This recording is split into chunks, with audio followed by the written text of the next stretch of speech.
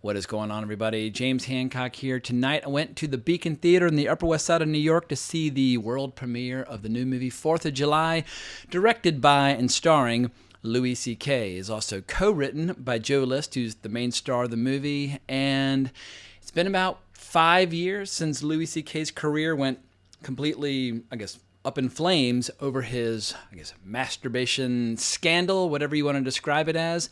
But the honest truth is, I have missed him as a filmmaker. Obviously, he's still doing stand-up comedy, still doing comedy albums, all that stuff. And through his website, people are able to consume Louis content. But I'm one of those weirdos where I really like Louis C.K. as a filmmaker. I guess it was maybe like 4 or 5 seasons of the show Louis on FX. And what was amazing about that show, Louis, all 5 seasons, is how each and every single episode was directed by Louis C.K. He would occasionally bring in some other writers, but if you look it up on Wikipedia, he wrote and directed, like most directors would give their eye teeth to be able to direct that much content in their lives that's that personal and that interesting to them. And I think that show really stands alone. And I think the part that really blew my mind the most was the 3-parter where he's training to possibly become a late-night talk show host when David Lynch is training him for the job. And you could have just released that as a feature film, and I think it would have been one of the best movies of that year. But then obviously, right around 2017, when his movie I Love You, Daddy was about to be released, that's when his whole controversy exploded, and people have been arguing and fighting about Louis C.K. ever since. But I actually saw I Love You, Daddy online, kind of in a semi-vaguely illegal fashion. But 4th of July, I got to see it honestly, and I'm delighted to report that the movie is not only funny as hell, but it's got a ton of heart. When I was walking out of the screening, I almost got a little misty-eyed from just the overwhelming emotion of the final scenes. And if you've not yet seen the trailer for 4th of July, the movie stars Joe List as a piano player living in New York. And he's more or less kind of a dysfunctional artist filled with all kinds of anxieties, many of which he attributes to his rather intense collection of personalities that he calls his family.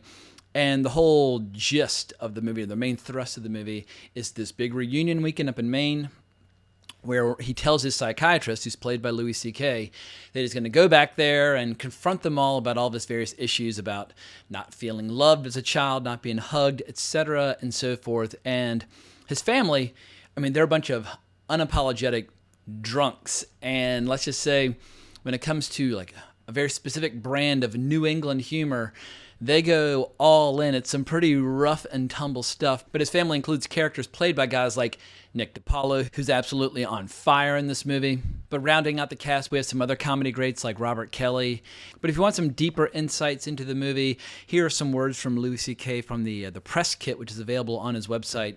He writes, "When Joe List and I came together to write 4th of July, we met at the same subject, family, from 2 different perspectives. One being that of a young man who is struggling to find the confidence to start his own family and finding that he is overwhelmed by the mistakes of the family he was raised in. The other, the perspective of a father whose kids are grown and who is beginning to confront the unfixable mistakes of his young fatherhood and the impact they might have had on his children. Surprisingly, we found that we were each more interested in the other's story. I thought the movie should be about the young man who finds the courage to confront his family and to break free of them by standing up to their denial and cyclical oppression. And Joe thought it was much more interesting to have a subject be the parents and what happens to them when they've been confronted and told by the child they gave life to and raised that they did it all wrong. The movie ended up falling somewhere in between.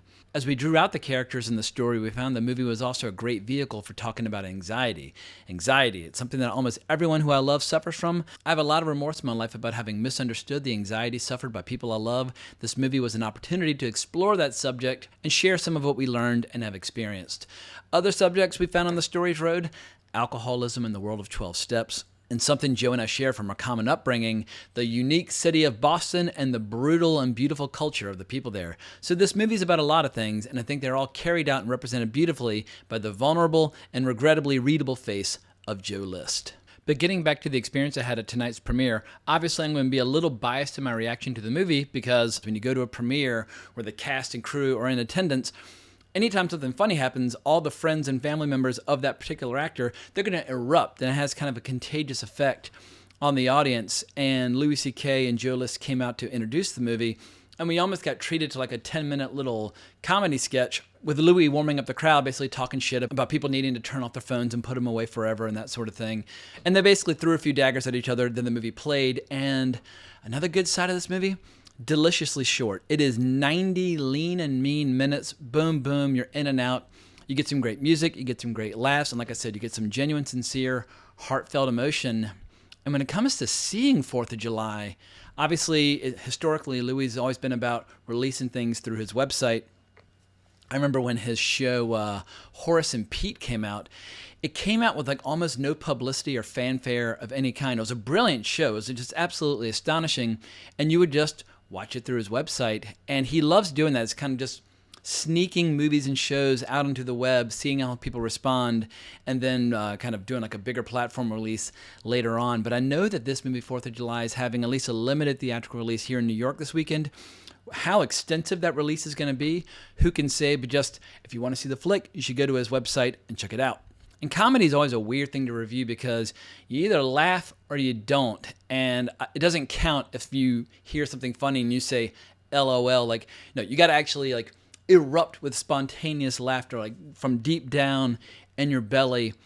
And I was laughing my ass off during this movie because it has a style of humor which I find delightful, and it's the kind of humor that makes no apologies, whether that's Michael Jackson molesting children jokes or whatever the case might be. And part of the charm of this movie is watching how Joe List, who is now in therapy in New York, working as a piano player, how he kind of recoils in horror from all the unapologetic mannerisms and or personality quirks of all these deranged drunkards that make up his family. And they are a bunch of fucking drunks. From the moment they wake up to the moment they go to sleep, they drink hard all goddamn day. And that means like, punching each other in the dick or whatever the case might be, pulling each other's shorts down while playing volleyball. They just fuck with people, in particular Joe List's character, relentlessly. And obviously a big part of the fun of going to a premiere is who you might see in attendance. And I was expecting obviously to see the cast of the film, but before the movie started, I went down to the men's room to do my thing.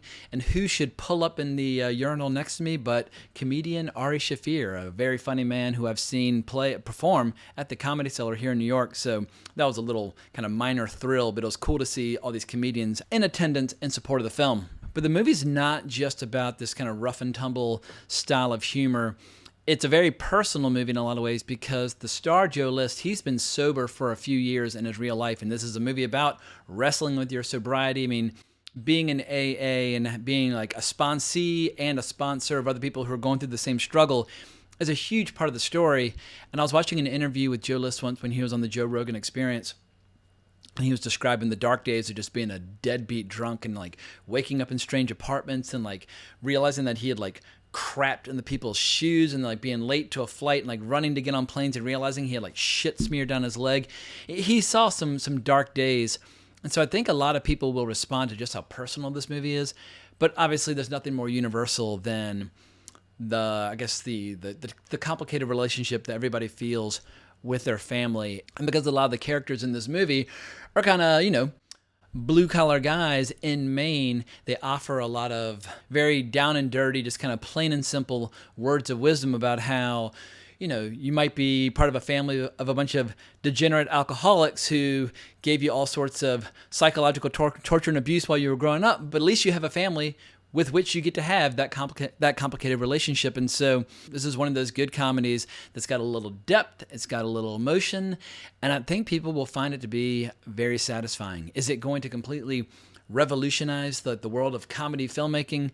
Probably not, but I hope it means a return to the director's chair more frequently for Louis C.K. because I've seen him on the stage. I saw him once at Madison Square Garden years ago, right before his scandal broke, and he was just at the absolute peak of his powers. And I think his stand-up comedy is funny, but I think he has lots more to say as a director, and I hope he'll continue to direct in the years to come, whether that's making more shows directly for the web like he did with Horace and Pete, or more feature films like this. At any rate, I think I've spoken enough at this point. I'm absolutely starving. The movie ends with this giant pizza sequence, and I was like, all right, if I don't get to eat some pizza like immediately, people are just going to die. So I'm going to go stuff my face with some of New York's finest, but Before I go, I got to give a shout out to the sponsor of my podcast, Manscaped, the world's foremost experts in men's below the waist precision grooming.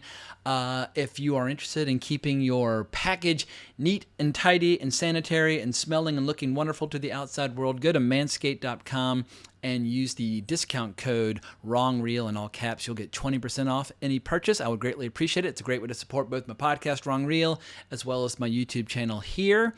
But I hope everyone has a great weekend. I hope everyone has a great 4th of July. Hope everyone enjoys watching 4th of July on July. And please remember to like the video, subscribe to the channel, hit that notification bell. And if you want to talk more, hunt me down on Twitter @GeekinOut. But I can't thank you enough for watching. But more importantly, as always, onwards and upwards.